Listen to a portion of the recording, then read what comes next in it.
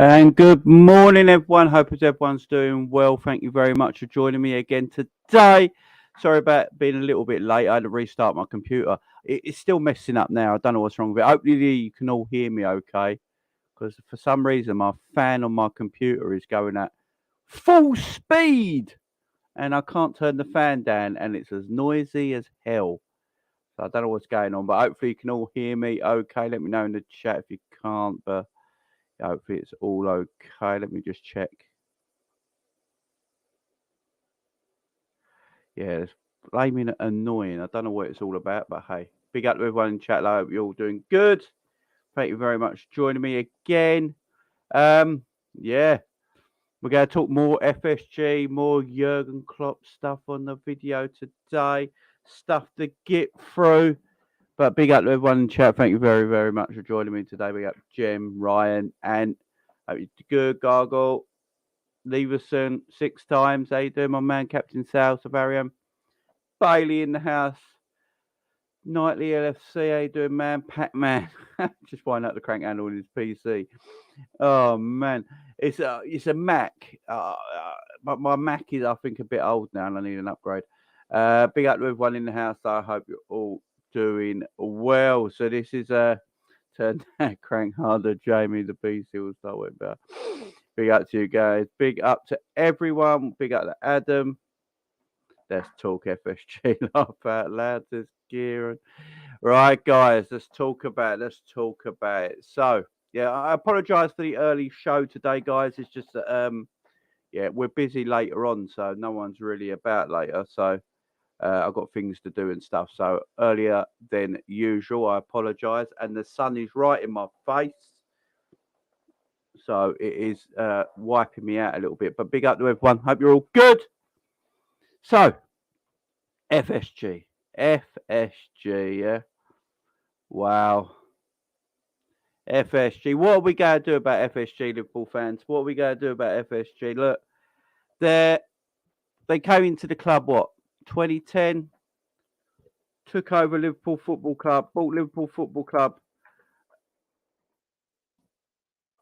off Hicks and Gillette. Look, Hicks and Gillette were going to take Liverpool. They were going to take Liverpool under. We was almost in near administration. If anyone can remember back in them days, Liverpool were near administration. It weren't good times. Hicks and Gillette basically bought Liverpool Football Club really without any money. Put a lot of loans against the football club. You know, didn't invest in the football club, and because they couldn't invest, they had loans to pay back, and they couldn't afford to pay back them loans on the football club. And because of that, the banks and everyone wanted their money. So Liverpool were bang in trouble. We obviously got a chairman to take over the selling of Liverpool Football Club at that time. And FSG come along and looked at Liverpool Football Club and thought 300 million buys us Liverpool Football Club. All right, and we'll do that. But 300 million to buy Liverpool Football Club is absolutely nothing. Now, obviously, FSG had no idea what football's about. They didn't know anything about football. They come from the world of baseball. You know, that's their sport, that's their love. And they had no idea about football. And they bought Liverpool Football Club on October the 15th, 2010 for a measly £300 million. It's crazy. It's absolutely a crazy amount of money. It was a small amount of money, 300 million in today's world. You know, people will say 300 million. You know, that's buying a football club. It's no money whatsoever. It was great on their portfolio. They got Liverpool Football Club. It's a great thing to have on their business portfolio. They did know nothing about Liverpool Football Club. But the way they are, so if you look at the Boston Red Sox and Liverpool Football Club, at the time, they're quite similar kind of teams. Although they're different sports, they're quite similar. You know, Boston Red Sox are a ginormous baseball team, yeah? I think them and the Yankees at the time, right? I don't know a lot about baseball, but I'm only going what I've read. And I believe the Red Sox were like down on their luck. They were the old greats that are now nothing, and a massive side that are down on their luck and not winning World Series no more and stuff like that. And the Yankees are winning everything. They're like arch enemies. Like the Yankees are Man United basically in baseball terms. And and the city of Boston's quite similar to the city of Liverpool. There's a lot of similarities. There was a lot of similarities between both clubs, both sides, different sports, different parts of the world, but a lot of similarities. A lot of similarities. Let's put it that way. So FSG thought, yeah, let's go for them. Let's go for them. Look what we've done for the Red Sox. I think under FSG's ownership, the Red Sox, I think won, is it 2 World Series again? They updated the stadium that was falling apart and dilapidated. They updated the stadium, the training, the team. I mean, you've only got to go and watch Moneyball. If anyone wants to know more about it, go and watch the film Moneyball, and that tells you pretty much everything about what FSG did to the Boston Red Sox. Just go and watch the film Moneyball. That is that's the thing to watch, guys. Go and watch Moneyball. That tells you absolutely everything about it. Really, it really does. And then Liverpool Football Club came into their portfolio. Now, when they bought Liverpool Football Club, obviously, Liverpool were down on their luck. I mean, 2010, Liverpool were absolutely shocking. Absolutely shocking. We got Brendan Rodgers, I think, was still in charge of that era. Let me just get. I did have it all up, but my computer restarted. So the season they took over, right? So 2010-2011 season is where Rafa Benitez is leaving on mutual consent on the 3rd of June 2010. On July the 1st, 2010, Roy Hodgson was officially announced as manager. So this is the Roy Hodgson era. This is the Roy Hodgson era of Liverpool Football Club. Yeah. Do you remember these dark days, guys, of 2010? These are dark days, by the way. Remember, at the start of this 2010 season, Liverpool were owned and run by Hicks and Gillette. It was just dark times, man. Roy Hodgson was our manager. We went out of the League Cup at Anfield to Northampton Town on penalties, who were a League Two team. It weren't it weren't good. The season also Liverpool record purchase and departure of Fernando Torres, who left for Chelsea, being replaced by Newcastle United's target man Andy Carroll.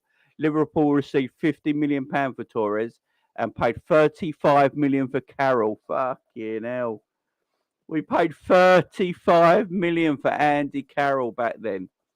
Both transfers occurred during a busy transfer deadline day on the 31st of January, where Liverpool also broke its previous transfer record, paying £22.5 million for Luis Suarez.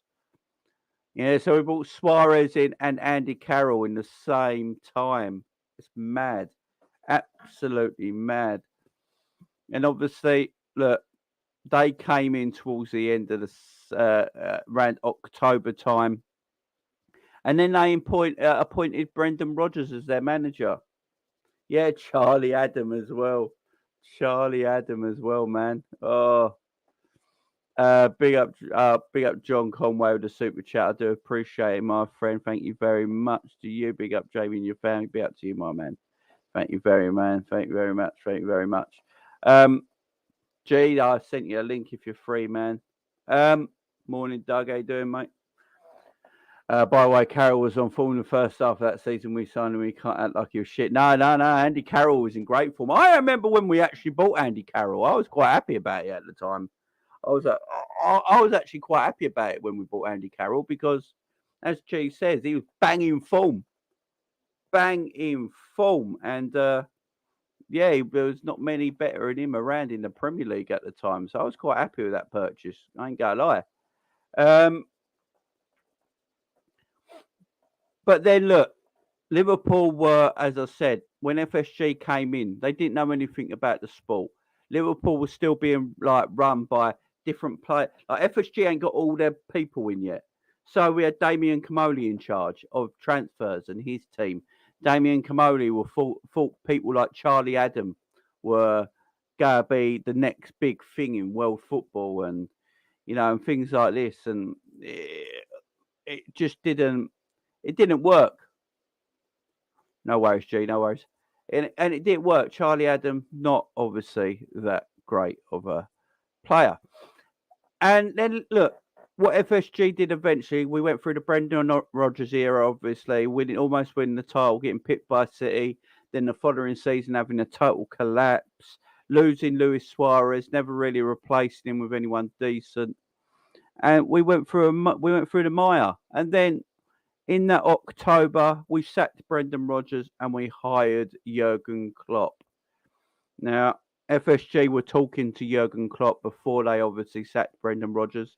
If you go and watch the Jurgen Klopp documentary, they talk basically about meeting Jurgen Klopp in New York, meeting him in secret in New York, having meetings, trying to get him signed a deal to become Liverpool manager. It was all going on. It was all going on, and how that never came out, I don't know, because as they say in that documentary, they were talking to Klopp for quite a while, and no one got heard of it. No one got hold of it. No one saw Klopp having meetings with anyone from Liverpool. Nothing came out. And then they let Brendan Rodgers go and immediately employed Jurgen Klopp as Liverpool manager. And now we are where we are now. And as soon as Jurgen Klopp came in, his first press conference at Liverpool Football Club was, an amazing press conference. He lit up the room. He was full of conversation. He was talking about his goals for this football team. Turning doubters into believers, as his famous phrase, wasn't it? Turning doubters into believers. Waking up a sleeping giant, basically. Waking up a sleeping giant. Now, Jurgen Klopp wasn't Liverpool's first main target. We have to remember that. Liverpool's first main target was Carlo Ancelotti. Carlo Ancelotti was Liverpool's first target. But Carlo Ancelotti did not want to work under the pressures of FSG. Carlo Ancelotti wanted to know the transfer budget. He wanted to know how much money he needed. And Carlo Ancelotti weren't willing to work in the realms of what FSG wanted to work in. It just won't go happen. So that's why they turned to Jurgen Klopp. Jurgen Klopp was more than happy to work under the stewardship of FSG, and he was quite happy about it. So we get him as our manager. Things take time, as they do, because we haven't got the money straight away to pile into Jurgen for him to start building and building and building. It took about 2 or 3 seasons. And then once we started building, you started to see everything fall into place. FSG employed Michael Edwards as part of the transfer committee. I think it's Ian Dennis as well was the computer analyst on all transfers. And we started to build from there. And they started to take hold. They had a system on buying players. They had a way of buying players, as we know now. To sell to buy. You look at players that have got high transfer value, and you try and get in players that have got equal value to that, but you can buy a multiple of it. So you could sort of like sell a £70 million player and then buy, 4 players that come up to 70 million that will all do the job of one £70 million player. That's the way FSG and their Moneyball system worked. That's the way it worked, and that's the way Liverpool decided to go. You sold your best player to make the whole team better. And look, it worked to start with. We can't all sit here and say it didn't work to start with. We can't sit here and pretend it never worked to start with. It did. And now you look at it and look where we are now. So all the transfers we're getting. Let me see if I can get the transfers Liverpool got in under FSG. Hang on, let me see all the transfers. FSG, Liverpool transfers. All right, Liverpool, FSG bought 78 players, right? 78 players. So, in January 2011, their first ever transfer window. So, this is FSG's first ever transfer window in 2011. They brought in Andy Carroll and Luis Suarez in the same transfer window in January. That's mad. Go back to January 2011, FSG's first transfer window. They brought in Andy Carroll and Luis Suarez at the same time. That's just mad. Out was Ryan Babel and Fernando Torres. They both left the club. In the summer of 2011, Liverpool brought in Jordan Henderson, Stuart Downing, Jose Enrique, Charlie Adam, Sebastian Cortez, Craig Bellamy, and Alexander Donny. 7 players came in. Henderson, Downing, Enrique, Charlie Adams, Sebastian Cortez, Craig Bellamy, and Alexander Donny. 7 players. That is huge. And they're all, apart from Henderson, Craig Bellamy weren't a bad transfer, to be honest. Jose Enrique was decent. But this was under the stewardship of Kenny Dalglish, remember. That season, Raul Meireles left, Paul Konchesky left, Emmanuel Insua left, David Ngog left, Chris Van Vinga left, Tom Ince left, Daniel Arlala left, Christian Poulsen left, Milan Jonovic left, Stelios Kyriakos left, Philip Deegan left, and Nebel El-Zar left. Right, listen to the shit players we had in our club. And everyone wondered why we were terrible. 2012, Jordan Ibe and we only bought 2 players in January 2012, and that was Jordan Ibe and Joel Carlos Teixeira. In January 2013, in the summer of 2012, we bought in there. This was under Brendan Rodgers. So Brendan Rodgers is in charge now. And in 2012, we brought Fabio Borini, Joe Allen, Nuri Sarin, Asedini, and Samid Yesel. Right, and then in January 2013, we brought in Daniel Sturridge and Philip Coutinho. In the summer of 2013, still under Brendan Rodgers, we bought Simon Mignolet, Igo Aspas, Sissoko, Luis Alberto, Thiago Lori, Kolo Toure, Victor Moses, and Ali Sissoko. Andy Carroll left that season, so did Stuart Downing, so did Shelby, so did Jay Spearing, so did Danny Piacco, so did Peter Glasky and Danny Wilson. We didn't buy anyone in the January of 2014. Then the summer of 2014, we bought in Adam Lallana, DJ Lovren, Lazar Markovic, Divock Origi, Alberto Moreno, Mario Balotelli, Ricky Lambert, Emre Can, and Kevin Stewart. Guys, these are all under Brendan Rodgers. These are the crap. These are the crap players we bought under Brendan Rodgers, by the way. All these players come under Brendan Rodgers' era. Brendan Rodgers is useless in the transfer market. Let me just put it that way. The only 2 good players he probably bought were Coutinho and Sterling. Apart from that, it's shocking.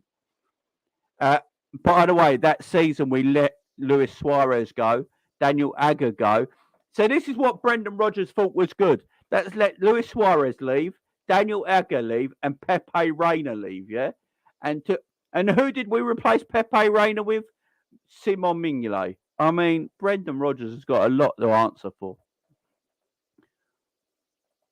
In the summer of 2015, we bought in Robert. Right, this is when, so 2015 is when FSG and Michael Edwards started to have more say. So this is when Michael Edwards and FSG started to have more say on the transfer situation. And this is also why Brendan Rodgers left the football, was getting upset with Liverpool Football Club. Because if you remember in the summer of 2015, all right, if you remember in the summer of 2015, Brendan Rodgers did a press conference when he was Liverpool manager about he weren't happy. He weren't happy because he was no longer being asked what players he wanted. There was a transfer committee put in place that summer. There was a transfer committee put in that summer, and the transfer committee decided to buy these players. So Brendan Rodgers didn't want these players, don't forget. These were not up to Brendan Rodgers, right? So in the summer of 2015, we bought in Bobby Firmino. Brendan Rodgers did not want Bobby Firmino. He didn't know what to do with Bobby Firmino. Joe Gomez came in, Danny Ings, Nathaniel Klein, Christian Benteke, James Milner, Allen, and Adam Bogdan, right? So this is where FSG and the Michael Edwards and his transfer committee start to take over, right? In January 2016, this is Jurgen Klopp's first sort of like transfer system. We bought in Marco Grujic. That was Liverpool's first. Right, in the summer of 2016. So this is Jurgen Klopp. This is Jurgen Klopp's first transfer window, guys. This is Jurgen Klopp's first transfer window, right? The summer of 2016 is Jurgen Klopp's first proper transfer window. He did have the January transfer window, but he was only at the club since October, so he was only there a couple of months. But this is like his first pre-season and his first summer, yeah? He brought in Joel Matip, Karius, Sadio Mane, Clavan, Alex Maniga, and Gini Wijnaldum. So Klopp brought in there. There's three players that stand out in that transfer of the summer of 2016, and that is Joel Matip, Sadio Mane, and Gini Wijnaldum. Right? We didn't buy anyone in the January. In the following summer. So remember, we got already a Mane there. We got a Gini Wijnaldum there. And who else was it I said?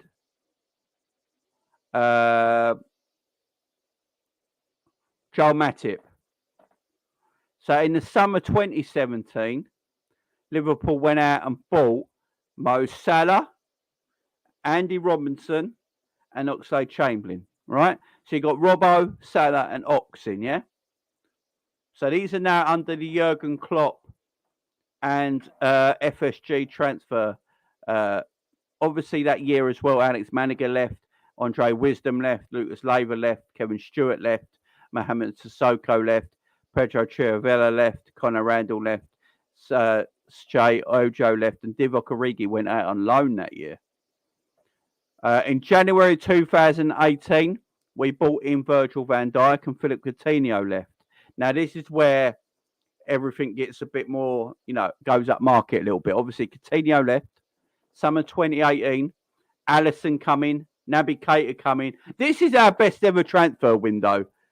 This is our best ever transfer window in Premier League history. So, in the January of 2018, we bought in Van Dijk. Or in the summer of 2018, we bought in Alisson, Naby Keita, Fabinho, and Sheridan Shaqiri. Yeah, that's year as well. Emre Can left the club. Joe Flanagan left the club. Danny Ward left the club. Ragnar Klavan left the club. Danny Ings left the club. Adam Bogdan left the club. Harry Wilson, Ryan Kemp, Ben Woodburn, Marco Grujic, and Loris Karius. So Klopp was flushing out all the crap that he didn't need. Obviously, we didn't buy anyone in the January that year. And in the summer of 2019, this is where it starts to get a bit, right, who do we blame now? This is when it starts to get a bit sketchy, yeah? This is where it starts to get a bit sketchy. In the summer of 2019, Liverpool only bought Adrian, Harvey Elliott, and Seth Vandenberg. Daniel Sturridge left the club. Simon Mignolet left the club. Danny Ings left the club. Alberto Moreno left the club. Ryan Kent left the club. Bobby Duncan, Rafa Camacho, Adam Bogdan, Conor Randall, and then a lot of loans for a lot of the youngsters as well. Nat Phillips went on loan. And then in January of 2020, Taki Minamino. Summer of 2020, we bought in Diogo Jota, Thiago, and Kostas Tsimikas. Again, That ain't a bad transfer window in the summer of 2020. We just won the Premier League and we went and won the Premier League. And after winning the Premier League, we bought in Jota, Thiago, and Simicas. That ain't a bad transfer window. That really ain't. And then obviously that's the year we lost all our centre backs and couldn't defend our title. And the club went and bought Ben Davies and Kabak as loan deals for Klopp, who he never used. Summer of 2021, we only bought one player in, that was Kanate. In the January of 2022, we bought in Luis Diaz. In the summer of 2022, obviously this summer, we bought Darwin Núñez, Carvalho, Calvin Ramsey, and Arthur Melo on loan. And there it is, guys. There it is. That is all the players FSG have bought in the Liverpool era. So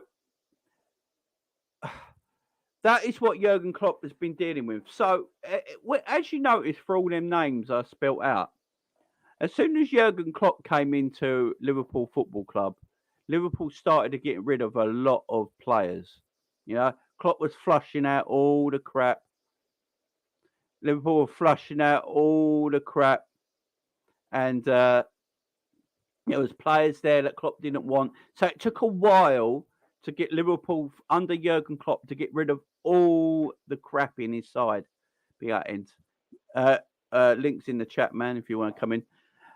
Jurgen Klopp took his time getting rid of all the crap, all the rubbish that had been in the previous Liverpool squad under Brendan Rodgers, under Kenny Dalglish, under Roy Hodgson. We've had so much crap that we had to get rid of before we could get good players in that Jurgen Klopp could build his team, build his team that he wanted. So it took a long time. But then you see the players that Jurgen Klopp brought in. Jurgen Klopp brought in less players under FSG than any other manager. Brendan Rodgers brought in 7 players in one season. He brought in 9 players in one season. 7 in the summer, 2 in the January, in one transfer season. So what's changed? What's changed with FSG? FSG were a bit more, let's spend money to get where we need to get. What's changed in the situation between then and now with FSG? Is it because they didn't know much what they were doing at the start of it and just splashing the cash a little bit, getting managers and players they wanted, but the manager players wanted were terrible, were absolutely terrible. So FSG were looking at it thinking, right, these are not the players I want. These are not the players I want. And if these are not the players he wants, then you have to trust your manager. So at the beginning, they trusted Brendan Rodgers, they trusted Kenny Dalglish, stuff like that. And they gave them the players that they were wanting. Remember, Brendan Rodgers was upset that he never got the players he wanted in his press conference. Remember his press conference he did? He was never getting the players that he absolutely wanted. I don't know what's going on with my... hang on, give me a second.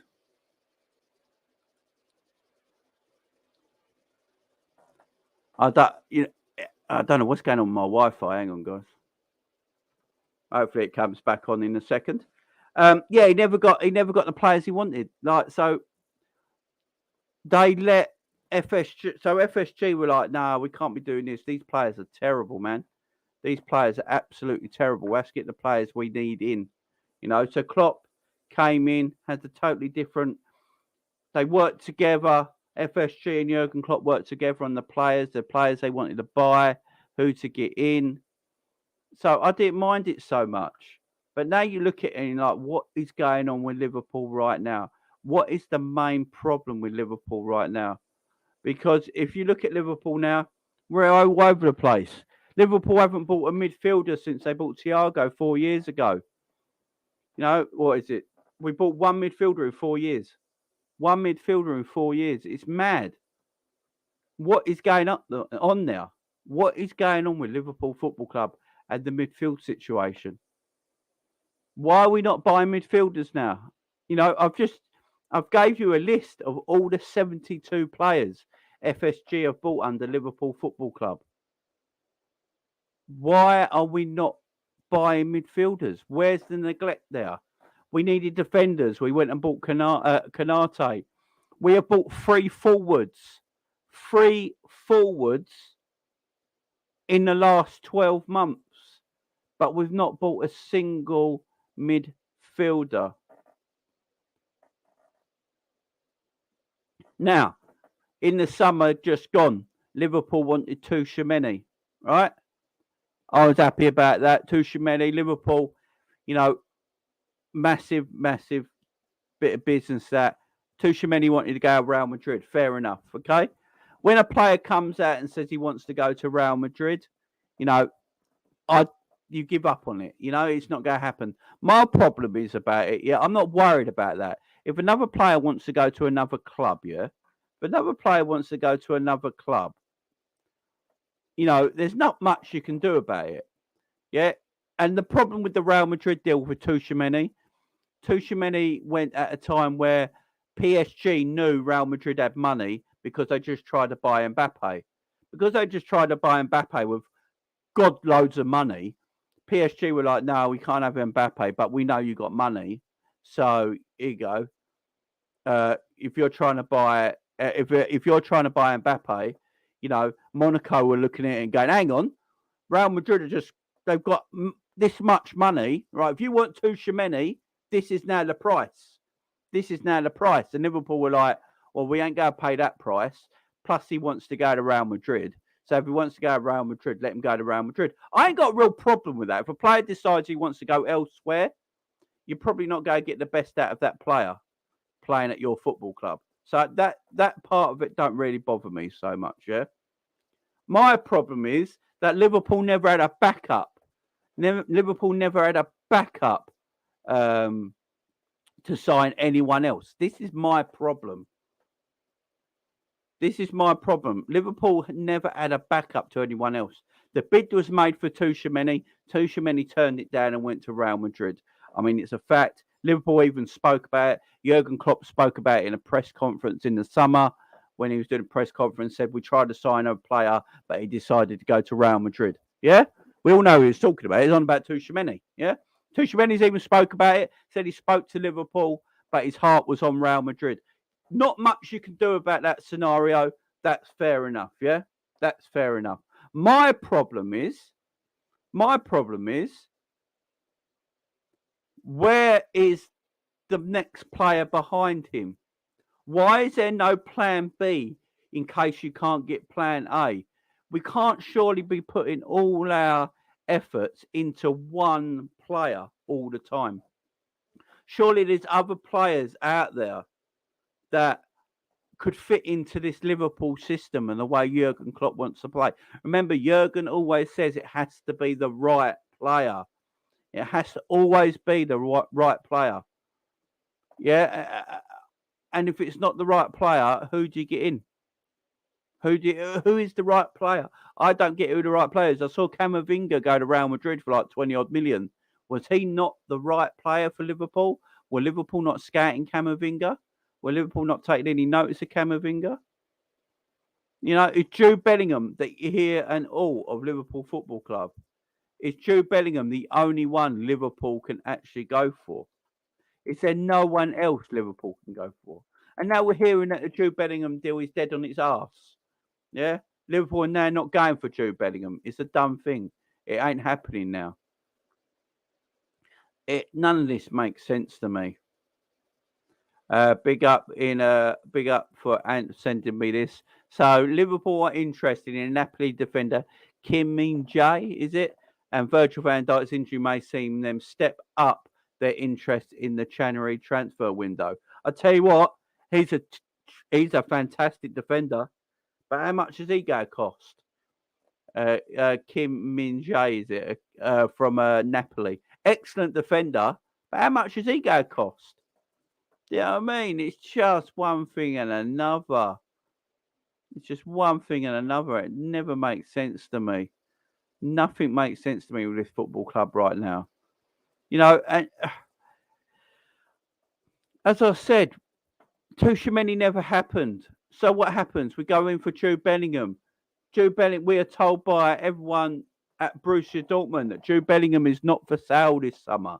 Jude Bellingham is not for sale this summer. For the Liverpool, we're like, oh, okay, let's not get... Right, if Jude Bellingham's not available this summer, we're going to get him next summer. We're going to put all our efforts into getting Jude Bellingham next summer. All right, fair enough. If that's the case, if that's how you want it, let's go and get Jude Bellingham next summer, right?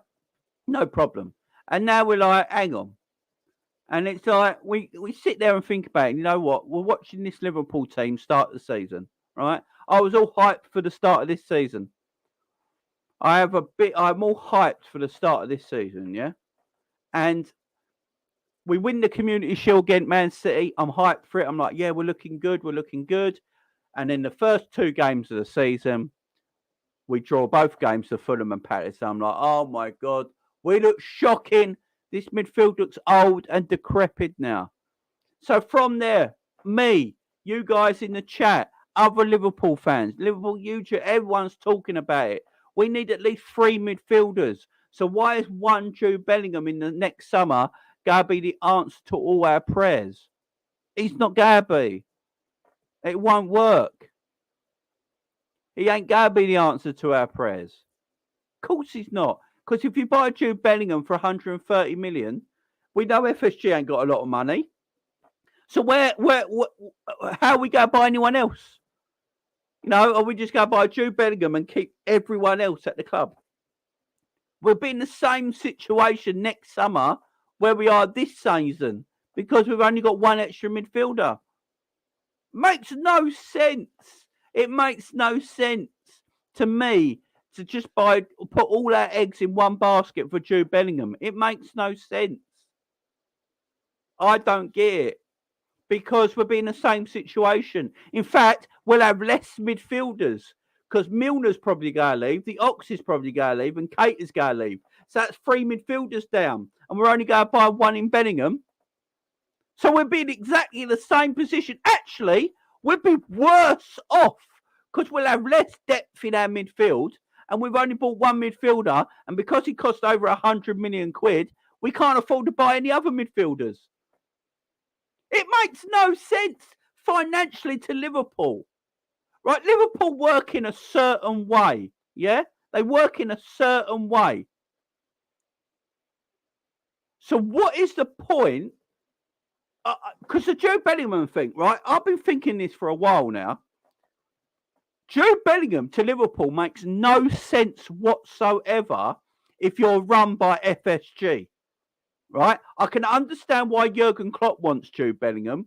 I can understand it totally. Right? Understand it totally. But you're run by FSG. Yeah? If you're going to buy if Liverpool go buy Jude Bellingham, it's Jude Bellingham and no one else that summer. Right? Because it's over 120, 130 million pounds, right? But then we're going to be losing Milner, Ox, and Keita. We're probably going to be losing Bobby Firmino in a forward area. That's 4 players down, right? All for free, no transfers. They're all leaving for free, for now, for nit, for nothing. And then you're buying 1 Jude Bellingham in for 130 to 150 million, right? We'll still be worse off next season as we are this season. It makes no sense. So why don't Liverpool? This is what Liverpool should do. Buy 3 midfielders that cost the same as 1 Jude Bellingham, right? But do the stuff that Jurgen Klopp wants his players to do in the system he wants to play. This is what I've been saying for ages. I don't get it. Jurgen Klopp's got a system he likes playing. He's still playing that system now. The reason it's not working is because we're playing players in a system that don't work for them. You're playing Harvey Elliott in midfield, the number 8 position, where Harvey Elliott isn't a midfielder. He's a right-sided midfielder, a right winger. He doesn't want to play in midfield. He's doing it because he's 19 years old. He loves Jurgen Klopp. He loves the Liverpool Football Club. He ain't going to kick up a stink because he's 19 and he's playing every week. He ain't going to knock on the manager's door and go, boss, you know I'm not a midfielder. No, he's not going to do that because he loves the club. He's 19 years of age and he's playing every week. He's going to keep quiet. But he's not a midfielder.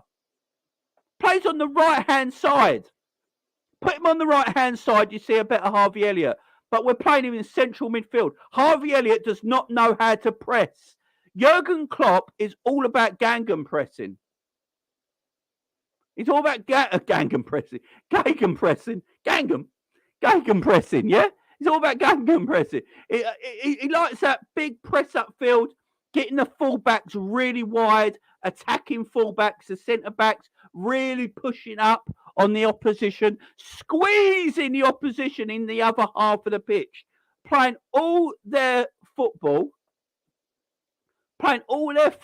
in the opposite end of the pitch, yeah? So we like to squeeze the game into the opposition's half, right? And when what you do then, because you squeeze the game in the opposition's half, your midfielders win the second ball back. They press, yeah, and they run everywhere.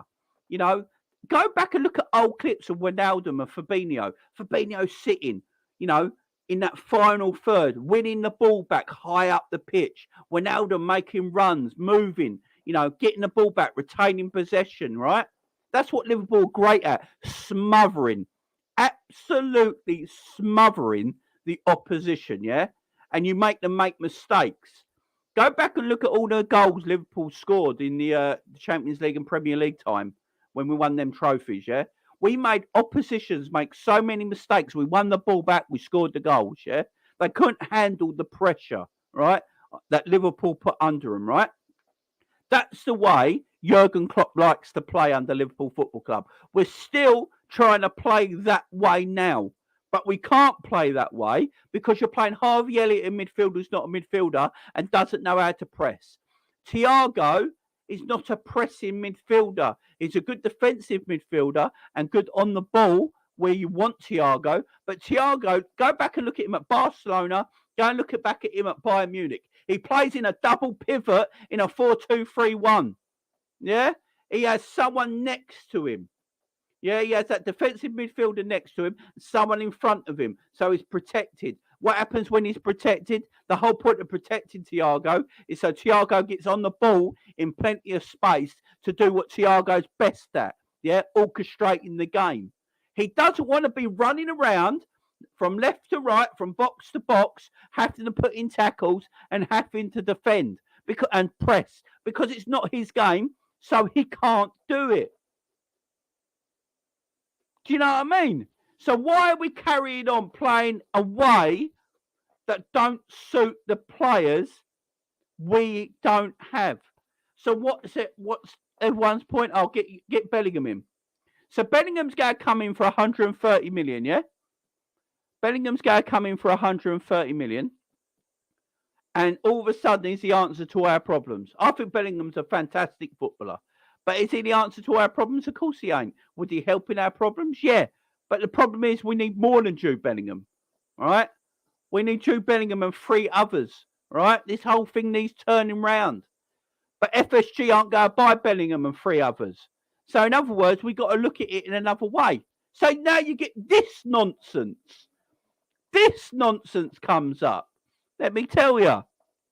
So Liverpool made a commitment to go back and sign Matheus Nunes as things stand at a £50 million deal, which will be agreed this summer.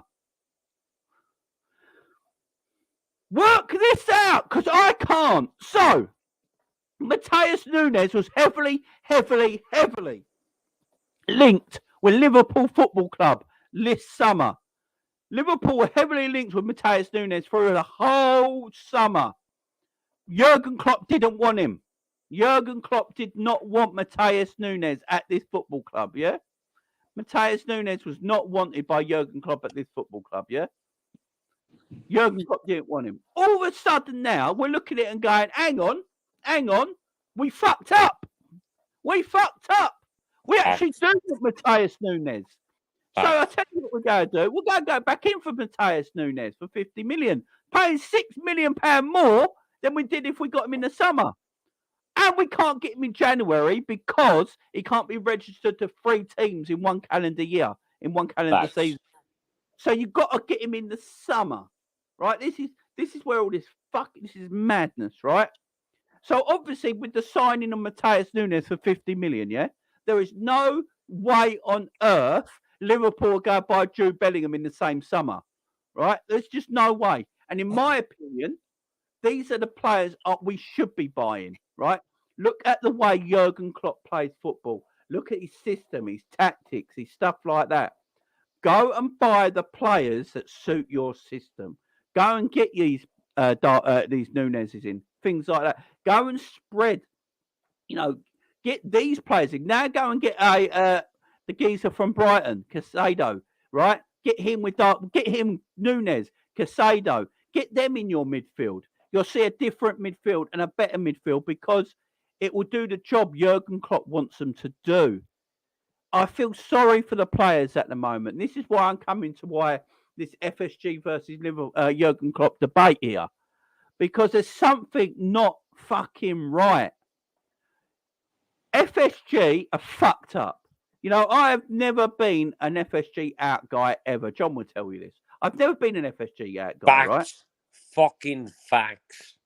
I've never been that massive FSG out guy. It's never really bothered me. I will be fair. I'm not one of these FSG in guys who fights for them or anything like that. I'm just like, I see things in ways. I look at both sides of the coin. I always have. Yep. If FSG are doing a good job, they're doing a good job. Why would I want them out? If they're doing a bad job, I'm going to criticise them. At the moment in time, they're doing a terrible job, right? And for me, if you got owners who can't invest into a club, they shouldn't be at a club. It's as simple as that, right? Thank you. And at this moment in time, they can't invest into a club. But it's not only our club they can't invest in. I don't know what's happening to their organisation. I'm going to say this right now. I have no idea what is happening to FSG's organisation because now they're not wanted by the Boston Red Sox either. The Boston Red Sox fans have never been this. I mean, they booed him the other day. They literally booed him and whistling at him and everything, right? I don't know what's happened with the organisation of FSG. There's something major problem in their organisation right now because they've got people leaving that organisation, worked for them for a long time. There's something going on with FSG behind the scenes that us Liverpool fans don't know. The fans of the Boston Red Sox don't know. I don't know if it's because they're putting all their efforts in buying. Is it the Philadelphia Penguins or Pittsburgh Penguins? Whatever it is. The Penguins are already bought for $900 million. And I think bought Demons. And I think what Boston Red Sox are saying, the fans over there are saying, is that you put all your money into the Penguins when you didn't keep our star player at the Boston Red Sox. So you went and bought the Penguins, and now you're not helping us get anyone recruit at there now. And it's the same at Liverpool. So FSG have got absolutely their own problems internally. Internally, there's a massive problem in FSG at the moment, and they need to sort that out quick. Right? We're Liverpool Football Club. We can't sit here and pretend Jurgen Klopp's not to blame. We really can't. Now, if I'm picking a side, I'm going to still be on the side of Jurgen Klopp because I'd have him over our owners right now. Of course I would. And I love Jurgen Klopp, right? But we can't sit here and pretend Jurgen Klopp does nothing wrong, right? I've been seeing it on Twitter. I've been seeing it on other Liverpool pages right now that, this ain't down to Jurgen. It's the ownership. They've got getting players in he wants. Right. If that's the case, I can understand Jurgen's frustration if he's not getting the players that he wants. Of course I can understand his frustration.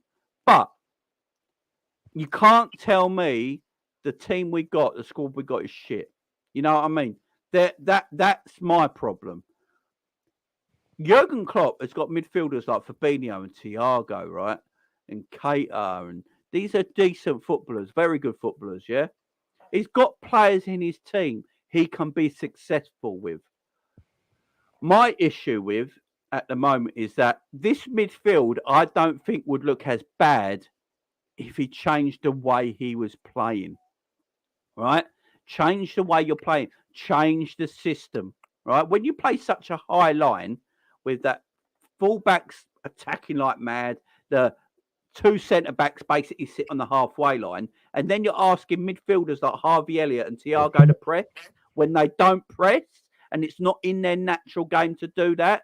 And because they can't do that, and the only one who can is Fabinho, but because Thiago and Elliott are trying to press and they can't, and they get caught out and they don't win the second ball back, Fabinho is left all on his own and he has to do the job of three men. So it fucks him over. That is Klopp's fault. Go on, John. I need a breather. Yeah, I mean, just in terms of what you're saying about FSG, now, you're right in what you're saying.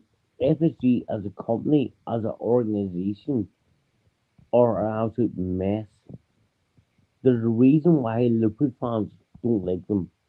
There's a reason why the Boston Race fans don't like them.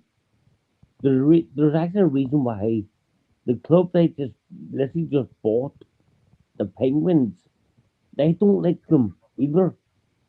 There's a reason for that. That whole organisation is an absolute mess. Now, for me, Jim, I think you said the other day that they couldn't fund a kid's party. John, people were saying they can't hear you, man. There you go. There you go. You were saying the other day they couldn't fund a kid's party. No, not right now. They can't. No. Right now, the whole organisation is an absolute mess. We hate them. Red Sox hate them, and the Penguins actually hate them as well. Yeah. The Penguins protested against them banning the club. Protested against them banning the club. Now, how bad does it need to be for you to protest against someone banning your club? That's how bad this organisation is. There's something seriously wrong with these people. Now, I read people talk about the Hex and Gillette, right? Yeah. I read an article the other day from Robbie Further. Robbie Further went out and met George Gillette, and George Gillette showed him evidence and showed him plans of what he wanted and what people were available to buy the club. And he said it would shock you the kind of people who wanted to buy this football club. Yeah. And said we settled for FSG. Yeah. Wow. I mean, look. We are a Liverpool Football Club. Now, I get people trying to say FSG are a good businessman. I don't care about business. I'm a Liverpool football fan. I'm a fan. I'm not a businessman. I'm a fan. And then all I care about is Liverpool. I don't care about the business of the pitch. I care about winning trophies. I care about the club being successful. That's all we should care about. And at this moment in time, we are not that kind of club. We think we're a big club, but we don't act like a big club. No, I agree. I agree with you. I'm not going to disagree with you on that anymore, to be fair. I'm just not going to disagree on that. At the moment, we're fucked. Let me just show you this as well. This might piss a lot of people off. So this has just come up. Hang on. Let me see if I can get that up a bit higher for people. Let me zoom this in. So there you go. So the exception is that revenues in excess of 600 million and profit exceeding 65 million will be seen at Liverpool when the 21-22 accounts are published over the next couple of months. Jimmy, So Jimmy, I'm sorry. There's only one thing to say now. There's only one thing to say. Get these fucking Yankee bastards out our fucking club. that's They're not good enough. I mean, They're look, not good enough for a football club. I mean, for revenues, that's fantastic. Yeah, for That's revenues, fantastic. But I ain't where got. is it money going to? Where is it But going to? but they need to spend it. This is the only problem. Yeah, this is the only problem. I mean, this comes from the Liverpool Echo. So this comes from the Liverpool Echo. So if Liverpool are making that kind of money, right, on revenues of 600 million, that's excellent. That means I can't knock them for their work they do on the commercial side of things, because that's really good. Now the commercial side of things, great bit of business, making 600 million in revenue. That's more than any other club in the Premier League. It's going to be probably 65 million profit on top of that. Excellent business by Liverpool Football Club. Right, but the problem is, what people want to see now is that money goes in to the playing staff, transfers. Now, obviously, you don't go and spend the whole 600 million, because that leaves you with No. nothing. I understand that. But give Jurgen Klopp 150 mil at least. Just go, here's 150 million. Look, we made 600 million pounds through commercial revenue, plus 65 million on top on profit. Look, here's 150 million for next summer, right? Just here it is. Don't worry about players being sold and all that. We've got plenty of the money in the bank here. It is 150 mil. Go and get the players you want in midfield. I'll be like, oh, that's cool, thanks. Do that. You keep everyone a little bit happy, right? It's just it. Yep. I understand the Jude Bellingham transfer, right? Even if you're a rich owner, right? Even if you're a wealthy owner, buying a Jude Bellingham and then 2 or 3 midfielders with that, even the wealthiest owners will look at that and say, like, we can't do that, because you have got to worry about FFP. And I know a lot of people say FFP don't exist anymore. I can guarantee and tell you this, right? If Liverpool broke FFP rules, Liverpool get fucked for it. I'm telling you right now, we'll get fucked for it, because we haven't got the money of a PSG and a City with their lawyers that can overrule a decision. So Liverpool will be done, right? So I don't blame them. This is my problem with the whole thing, though, John, yeah? Right? This whole reliance on one certain player, right, it shouldn't be mentioned. If it weren't mentioned, no one would care. Yeah. Because it's been mentioned time and time again, and we're making it blatantly obvious as well that he is the guy we want. I would rather, and I've said it already, I said this yesterday, I've said it in my little rant today, is that I've always said it, that if you look at the way football is now, football is about systems. Yeah, football is about systems. It's winning is so important in football now. Winning's always important, but we've come to a standard now that it's win or nothing. It's win or bust. Yes. It's so important now because the money in the game, right? So systems are coming very important in football. When you coach now, when you do your coaching badges and stuff like that, they talk about systems. It's all about systems. We don't let players be as creative as they used to be. Look at Anthony doing his stuff on the pitch, right? His pirouettes with the ball and stuff like that. 10, 15 years ago, no one would shake their head at it. Yeah, they'd all admire it, right? Coaches today don't want to see it, right? Coaches today don't want to see that sort of stuff. They want systems. So Jurgen Klopp's got a system. We know his system. We know the way he wants to play. He's not really changed in that time, has he? He's not really changed his system in that time, right? What he's done, he's tweaked it here and there. Last season, we played slower possession football, yeah? And the reason we played slower possession football and played keep ball instead of the way we used to play is because Klopp and Lijnders realised we can't play this high pressure, high risk football we once did because we haven't got the midfielders, right?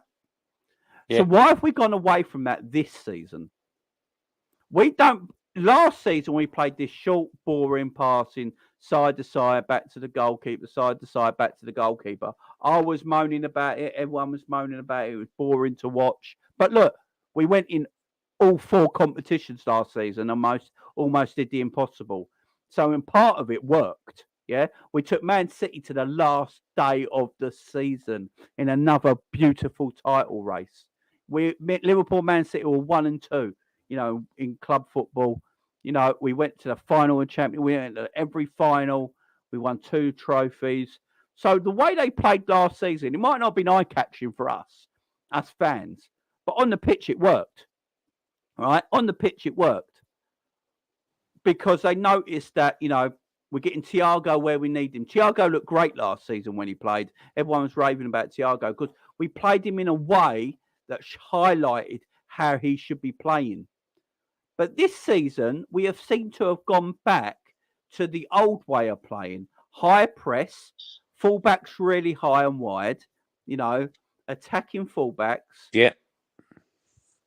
And, at the start of the season, we played Salah really, really wide so he wasn't a goal scorer. He became like an assister. We had Luis Diaz on the other side of the pitch really wide, playing Darwin through the middle to, play for Darwin's strengths, which don't work. They're not Darwin's strengths. I mean, this is another thing that annoys me, John.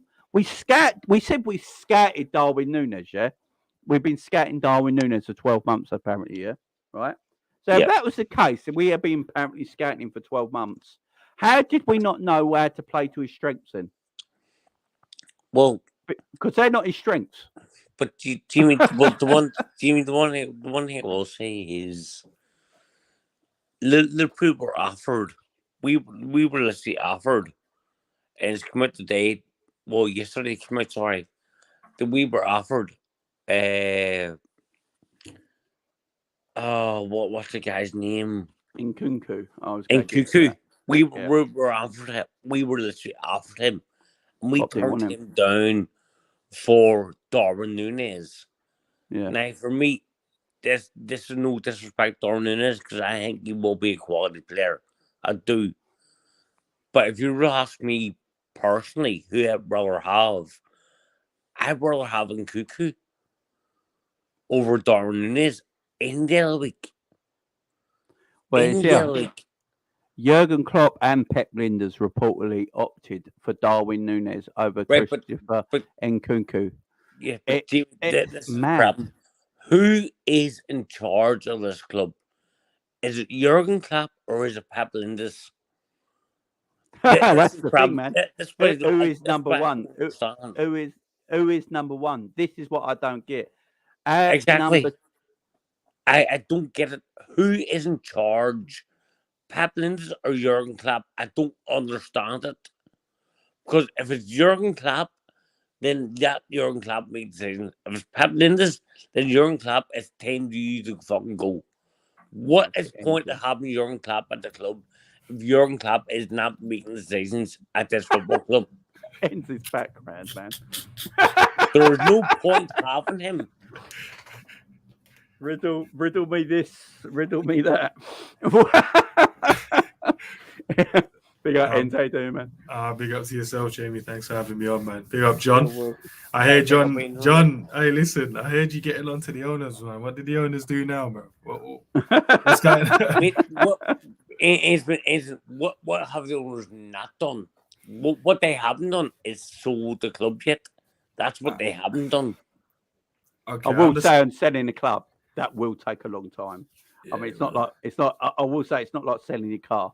I mean, when it's like, no, I get that. When you're asking for £4 billion, I get that. But Jimmy, at this moment in time, would you agree this club is left in limbo because we are up for sale at the moment in time? The club is left in limbo. You know what? I will say Liverpool are in purgatory right now. I will say, look, Liverpool don't know where they are at the moment.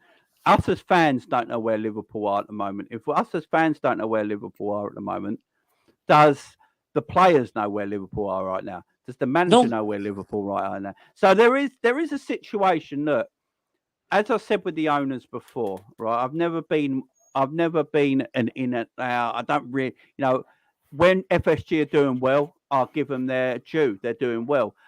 When we won the league and Champions League, I don't remember anyone coming for the owners because they all part of the same system. If you win together, you all win together. If you all lose together, you should Yes. all lose together. Yeah, that should be the way it is. But look, as I've said, if you've got owners right now who can't afford to invest into your football club, then you probably need new owners, right? I've got no problem with that, right? If they want to sell up, make their money. Look, they're not Liverpool fans; they're businessmen, right? And they're doing a business, and they're doing business stuff, right? Yes. That is all they're about. They bought something for 300 million and made it a market value of 4.5 billion. That's just great business. Look at our commercial revenue right now. Like I just read out, our commercial revenue is 600 million this year. Yep. Right. That is tremendous. So behind the scenes, for that sort of stuff, I will praise them. They've done well, because you can't pretend that's not good, right? Where a lot of people's problem is now is that they need that money to, just release some of them funds onto the transfer pit, onto the pitch for funds, yeah? Right, which I'm like, that's got to happen a little bit. But I've never actually ever been against the owners. But now I'm like, look, we just need a bit of investment. Just a bit of investment, because things are going a bit stale. You need to invest time again. Jim, what you're saying is you've came to the dark side. Come to the dark side, man. I've not come to the dark side, Simon. All it is that if they've come to the end of their cycle and they can't invest no more, the natural thing is to sell up, let someone come in who can invest. Simple as that. I don't hate them. Can I ask you two a question then quickly? Go on, man. What you want to say? No, go on. Let John finish it. Go on then. Go for it. Man. All right, quick one, guys. I know obviously it looks like we're just going to be getting onto the owners. That's the kind of idea I'm getting from John at the moment. But look at it this way: is the owners the ones picking the starting 11? Are the owners the one? Don't worry about that. Picking the squad. Don't worry, I will. Are the owners the one sending people out to go and scout players? Are the owners the one going to different training camps? Are the owners the problem why we keep getting injuries? So listen, I get the fact that we want to blame the owners for everything, and we don't want to blame Klopp, and we don't want to blame the players, which is they're the ones going on the pitch and kicking the football around. Yeah, not the manager. The manager sets up, because look at Klopp's last interview. He told everyone this is what was going to happen in the Brentford game. He told them after, and they came to him and said, "Do you know what? Exactly what he told us was going to happen happened." So it's not his fault, Klopp's fault either. It's the players, bro. We need to start getting onto these players, because they're getting paid a lot of money to do nothing on the football pitch. Yes. Yeah. So it's not the owner's fault, bro. Yes, they need to invest more. I get that. Cool. That's fine. But at the same time, how do we know that they're not giving Klopp money, and then Klopp is saying, "No, I don't want to buy players. Only the players I want." Yeah. Right. So, Adrian, I'll ask you a question. Right. Go on. I asked this earlier. I've asked this several times today. Several times I've asked this. When the fuck do we start asking questions of Jurgen Klopp? But we should have been already. But yes, if Jurgen Klopp hadn't won the Premier League, would Jurgen Klopp still be the Liverpool manager? In my opinion, he shouldn't be. I mean, if you go back on my videos the last few days, I've been questioning Klopp for like the last 4 videos. So, I'm with the Klopp. I think Klopp's at fault more this season than FSG. I'm going to say it like that. Had he not won the Premier League, would he still be the Liverpool manager? So there's a way you need to look at it. So Savage said the other day, he said his ideology as a man is a good thing and a bad thing. And I never really understood it. Then I pondered on it, thought about it, and I was like, yes. So in terms of, we know that the formation needs to change for us to be successful. We know the formation we currently have doesn't work. But he keeps doing the same things over and over and over and expecting a different result. We also know the players in his team, he loves to bits. So he's not just going to get rid of players just because us as fans want to get rid of them. They have to want to leave. And he said that himself. Yeah. So the expectation from us as Liverpool fans has to drop in terms of, we know this is what the manager is like. So all we can do is rant and rave about a situation going on at the club, but we know our manager is never going to change. So what is the point of us shouting about it, being angry about it, if you know for a fact Klopp's going to pick Fab, he's going to pick Hendo, he's probably going to give Millie a new contract, he's gonna who else? Thiago's going to still be there. He's going to buy the players that he wants to buy, not the players that we think he should buy. So I saw a comment earlier. I think one of the guys said Nkunku would have been the better option than Darwin. On hindsight, yes, but we wouldn't have known that at the time because Darwin did score a lot of goals. And if we want to compare leagues, the German league is a farmers league as well because Bayern's won the league, I think, 10 years now. So it's a farmers league. They might have good players in there. They might play pretty football, but it's a farmers league, bro. One club is winning the league every year without any challenges. But Edwin, the question I will ask you is, I agree with most things you said, right? But at what point does it come to where you start asking questions of Jurgen Klopp? I think we have been, man. We have been, yes. But now Brendan Rodgers gets sacked. Where were we sitting in the league when Brendan Rodgers got sacked? I think he was in eighth or ninth, one of the two. Right. At that point in time, he had a good draw away at Everton. That was a good draw. Away at Everton. Now, are you telling me that he's this season, going off season by season, is that season any worse than what Jurgen Klopp is doing right now? So the issue is, John, what you have to say, he's got credit in the bank. So Klopp's got credit in the bank at the moment.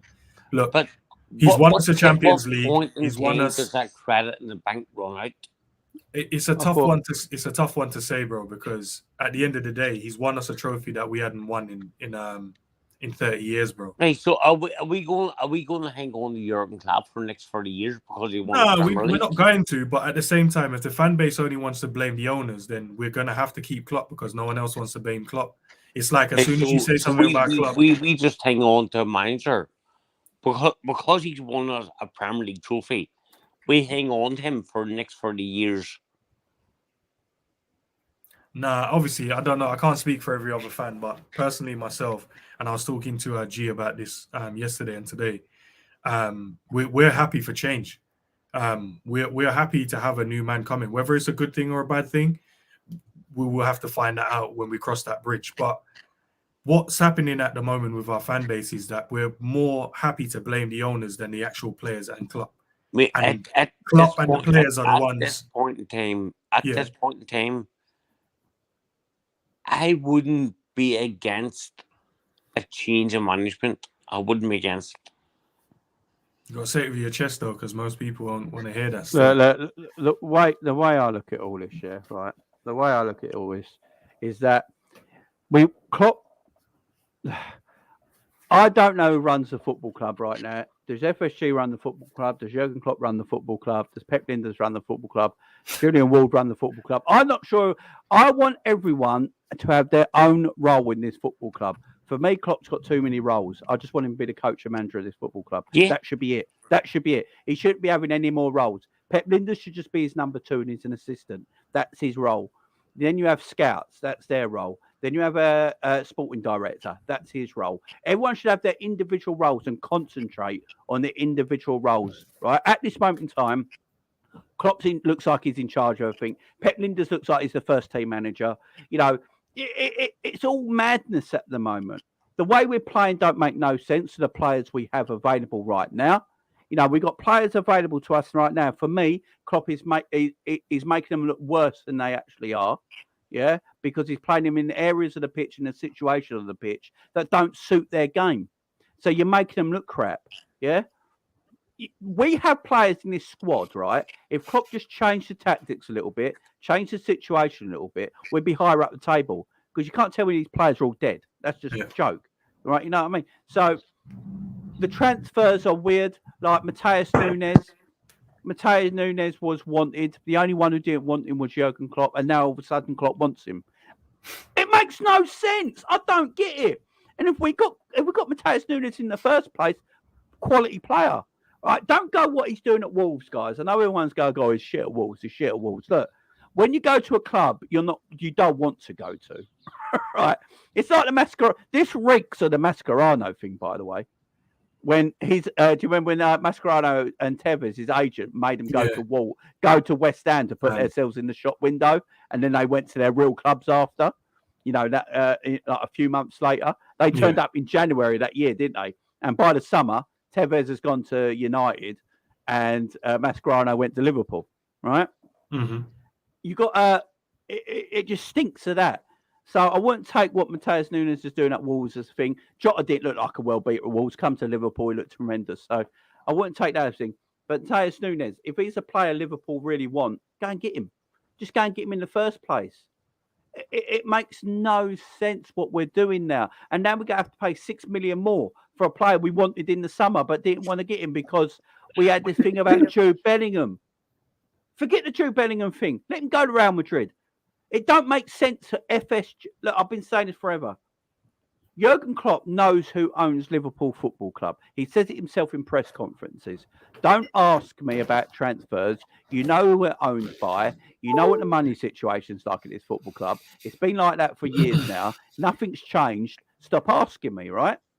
So if Klopp knows that himself, why does he think Jude Bellingham's the it of it? Because you buy Jude Bellingham, that's it.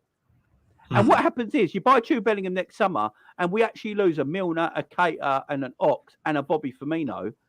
We're actually worse off next season with a Jude Bellingham. Why not get 3 players that equal Jude Bellingham's price in the midfield that then makes us better? It's called moneyballing. It's what FSG do, right? Why are we going away from that? It makes no sense to me.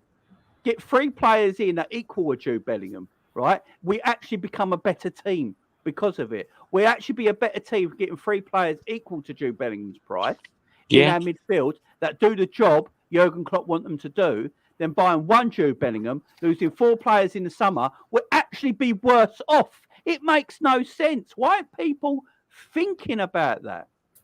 Yes, 100% right. 100% right. Makes no sense to me. So what do you guys prefer then? Would you prefer Klopp to stay and then get new owners, or do you prefer Klopp to go and keep the owners? If look, this is the weird one then, because with FSG and the way they run the football club, right? We tried to get Carlo Ancelotti once. Carlo Ancelotti didn't want to come to Liverpool because he said he couldn't work under the stewardship of FSG because, you know, they wouldn't give him the funds available.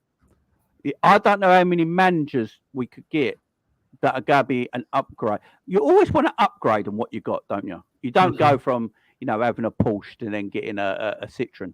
You know, I mean, you want to upgrade on what you've got all the time. Otherwise, you're falling down the pecking order. What's the upgrade on Klopp? I'm not sure, but I don't think the upgrade on Klopp would be happy working under FSG right now. So if that's the case, you keep Klopp. So I don't so much want Klopp to leave. What I want Klopp to do is do better. And there's nothing wrong with that. I want him to do better. Because at this moment in time, I think he's getting away with it because everyone's so angry about the ownership. Because everyone's so angry at the ownership, Klopp's getting away with being tactically naive and poor coaching right now. We can't sit here, 6th in the table, just losing to Brentford 3-1. By the way, Brentford scored 5 goals that game. 2 of them were disallowed. And sit here and say Jurgen Klopp and his coaching staff are doing a good job this season, can we? Because that'd be really naive of every Liverpool fan to think like that, in my opinion, Ends. The reason why I asked that question was because even with money, Klopp has never been a manager that likes to go out there and spend big on players. No. He likes to get those gems and then make them into top players. So even if we go and get owners that's going to give us money, imagine a scenario where they come in and give Klopp, say, 300 million and Klopp only wants to spend, say, 60 million or 100 million. They'll get rid of him because they want their ambition, if they come in with the new owners, to be the best. Now, if you've got a manager that just wants to be the best instead of, so beat the best instead of be the best, in Zabiri's words, what's the point of having this guy in our club? Like, honestly, if he just wants to be in there just to buy mediocre players and then try and make them good, we're always going to be chasing the pack because Man City don't do it that way. Chelsea don't do it that way. And Arsenal are now coming to a point where they're not going to do it that way. They're going to come to a point where they're going to buy top-level players to then compete and always stay and be sustainable. So I think the owners are cool, bro. Like, in my own opinion, it's the manager, bro, because he's the one that picks the team. He's the one that sets up the tactics, and he's the one that puts all the training stuff together for the players to go and do. It's his voice that we hear. I've never heard the owners say anything apart from when they apologize for trying to put us in the Super League. They don't say nothing. They don't have nothing to do with the club apart from investing in the club. So for us to just be blaming them all the time is crazy, bro. We have to be blaming the manager and the players. That's where the blame lies, and it doesn't go to the owners. I get we want the pretty shiny new toy, and I get we want to spend 200-300 million in the window, but we're never going to be a club like that. And especially if you have a manager like Jurgen Klopp, we're never going to do that. He's not going to buy 100-200 million worth of players. He's not going to do it. No. He had the opportunity to do it in buying Tchouaméni. I'm telling you, if we bidded properly for him, we would have got him. Yeah, you could be right there, man. You could be right. I mean, we would have got him, man, 100%. You listen to Klopp's last press conference, especially when he talks about my philosophy and stuff like that. It's not to, go for certain players and spending too much on certain players if he doesn't think they're worth it. And he rates players at this football club. He rates players at this football club. He rates Naby Keita. He's the one who wants Naby. He wants Naby Keita to sign a new deal. He desperately wants Naby Keita to sign a new deal. He wanted Jordan Henderson to sign a new deal, by the way. Yeah, right? Of course. Klopp did. And then Henderson came on one of our highest paid players at Liverpool Football Club. He wanted James Milner to sign a new contract. My problem, what I keep telling everyone, right? The midfielders want the area that's not being spent on properly. One player in 4 years in that midfield in Thiago, right? But how can we buy anyone if it's too much in there already? If he's not willing to sell anyone? Who's actually left Liverpool Football Club that never wanted to leave? When have we been ruthless and gone, right, you're off because we need to upgrade you now, it's time to go? We'd never do that, and that's based on the manager. Why are we not ruthless enough? Why? I love Hendo. He's my captain. Got the book. Love the guy to bits. Great servant to his football club. I will always love him, yeah? 12 years now.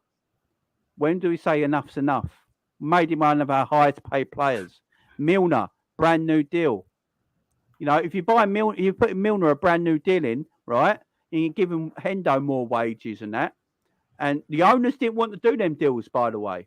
The owners did not want to do them deals. They didn't want to give him new contracts. They wanted Hendo and Milner gone. The owners wanted Hendo and Milner gone, but Jurgen Klopp wanted Hendo and Milner to stay. Look, I love Hendo and Milner. I've not got a problem with it, right, so much like that. But when people want more midfielders coming into the club, which I do as well, but Jurgen's keeping midfielders and giving them new deals, where's their room? Where's their room? We ain't ruthless enough and going, right, do you know what? I know you don't want to leave Liverpool Football Club, but we need you to go now. Do you know? I mean, it's like, we don't do that. Like, a more ruthless manager might have gone to Hendo and Milner. You know what? No, your contract's come to an end. You're in your 30s now. You've been great servants to the football club, but we've got to take the next step in our development and move on and keep building this team right now with younger players that'll be here for down the road a lot longer than you guys will be. So we need to move on. But they get new deals. So we can't always blame the ownership for that. Do you know what I mean? That is down to the manager because he wanted to be. He publicly went out and said he wants to be. Keita and Ox. Has Ox been at this football club for far too long? Should we have just got rid of him 2 years ago? Keita. That's the thing. We had really... money, right? Yeah, we had a chance to sell most of these players. And listen. Klopp was the reason why we didn't want to sell Ox. He said we had to. What did he say? We have to wait for him like a wife waits for her husband or something along those lines. When they go to prison, when they go. And I'm like, bro, the guy is not. And I love Ox, but at the same time, big up Savage. He's not been do, fit man. enough to play for us, which is cool because he can't help the injuries. I get it. But when you have an opportunity to profit on these kind of players, you have to take it. Naby was the same thing. He didn't. Origi, 27 million. I think it was Wolves that offered for him. We decided not to sell him, bro. We decided to let him go on a free, which made no sense to me. When we got offered 27 million to sell him. I see some of the people saying Klopp was ruthless with one player, but that's 1 out of like 10. Who's that one player? Saka, they said. Oh, Saka. Yeah, that was about the only one. Yeah, that doesn't justify that. We're technically right because he's only been ruthless with one player out of how many that he should have been. And that was almost 8 years ago. Yeah, just like, guys, look, we can be here and be sentimental all the time and want Klopp because we love him as a man, as a person, and he's brought the club together. He's brought the fan base, the club, even a tighter unit. But at the same time, for us to have growth as a fan base and as a club, we're going to have to get someone in that actually wants to do that. We can't just have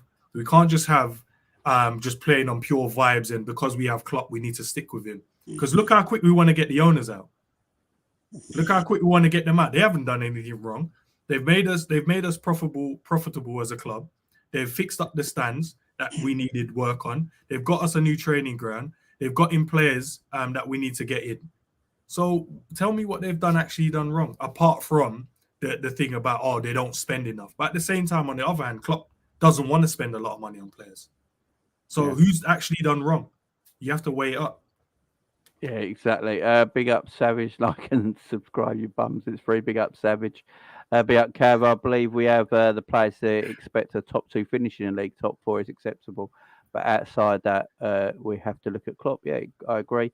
G, I'm actually going to finish in a moment because I've got things to do today. So, guys, look, Ian makes great points. We're going to continue this tonight. So, guys, I am back at 7:30 p.m. tonight with a call-in show. So it's your guys' chance to call in with your frustrations and call into that show, guys. So that's at 7:30 tonight. If it ends, you're more than welcome if you're free, my man, to come on. I'll call in. Well, you can call. No, I'll do it. Because I asked Cav and Savage as well if they want to come and just be the hosts with me. So if you want to be a host with me as well, I think Cav's going to be a host with me as well. So if you want to come in and be a host with me for that show tonight, you're more than welcome. And we'll take some questions off the people. Cool, so that's tonight at 7:30, guys. So come in, have your say on everything Liverpool Football Club. Just let it all out. Ask us any question you want, my man. Joe Biden, 2024 president vote now. John Biden. I did think he was asleep. That's why I muted him. Because I heard snoring. All right, we got everyone. Guys, when this video is about to end, but you'll be brought to my brand new video straight after. So don't go anywhere. Leave a like on that video. I'd appreciate it. Bye-bye.